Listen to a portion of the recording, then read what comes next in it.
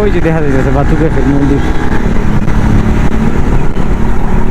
আর বেশি না, 1 কিলোমিটার। এই যে বাতু ক্যাফের এই পুরোটা হলো পাহাড়, পাহাড়ের ভিতরে তারা এই মূর্তিটা বানাইছে আর কি। হ্যালো গাইস, আসসালামু আলাইকুম, welcome to my Facebook page Zidni biker 4.0। তো সবাই কেমন আছেন? আশা করি সবাই ভালো আছেন।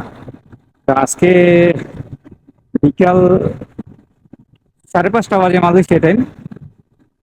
বিকালবেলা একটু ঘুরতে বেরোইছি। প্ল্যানিং হচ্ছে যাব বাতু কেভ। বাতু কেভস ওইখানে ভাই ব্রাদার আছে, তাগুলোকে দেখা করবো আর বাতু কেভটা একটু ঘুরে দেখে আসার চেষ্টা করবো। বাতু কেভ যাইতেও তো অনেক দূর মনে হইতেছে।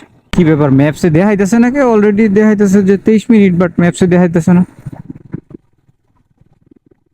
কি একটা অবস্থা রাস্তাঘাটে!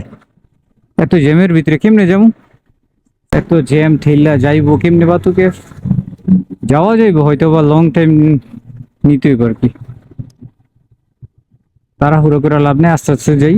রাস্তাঘাটের যে অবস্থা, রাস্তাঘাট নিট এন্ড ক্লিন, বাট যে জ্যাম! এখন তো অফিস সবার ছুটি হয়ে গেছে না, আর বিকাল 5টা 6টা বাজে তো অবশ্যই জ্যাম থাকে। তো এই জ্যামেই পাইছে আর কি। এই রাস্তাটা আমগো গাজীপুর ঘোড়াশাল মনে হয় পুরো সেম টু সেম রাস্তা। যেমন দুই সাইডে গাজীপুরের যেই ঘোড়াশালের রাস্তাটা আছে, দুই সাইডে এরকম ভাবে গাছ লাগানো ছিল। এই রাস্তাটা দেখে মনে হইলো যে এরকম একটা প্লেসের মতো। অনেক কষ্টের পর বাতু কেভের কাছাকাছি প্রায় পৌঁছে গেছি। অনেক জ্যাম, এরকম জ্যাম জানলে এই টাইমে বেরোতাম না। কিছু বলার নেই, কথা দিছি যে যামু, এই জন্য যাইতেছি। আর নয়তো অর্ধেক রাস্তা আমি ব্যাক করে পুরো গেলাম বললেন। কত জ্যাম, কইতে কই ঢুকাই দে গাড়ি। রাস্তায় রাস্তায় ঝামেলা। ওই যে দেখা যাচ্ছে বাতু ক্যাফের মন্দির। আর বেশি না, 1 কিলোমিটার। এই যে বাতু ক্যাফের এই পুরোটা হলো পাহাড়, পাহাড়ের ভিতরে তারা এই মূর্তিটা বানাইছে আর কি। চলে আসছি আমাদের বাতু ক্যাফ, আমাদের না সবার বাতু ক্যাফ, তবে আমরা আমাদের গন্তব্যে চলে আসছি।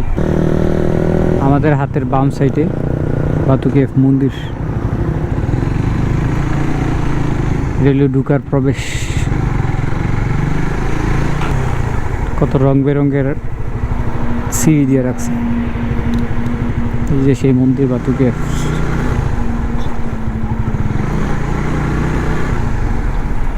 তারা কই? ও অনেক কষ্ট হয়েছে, অনেক অনেক অনেক। যাক, সুস্থভাবে বসেছি, এটাতে অনেক খুশি।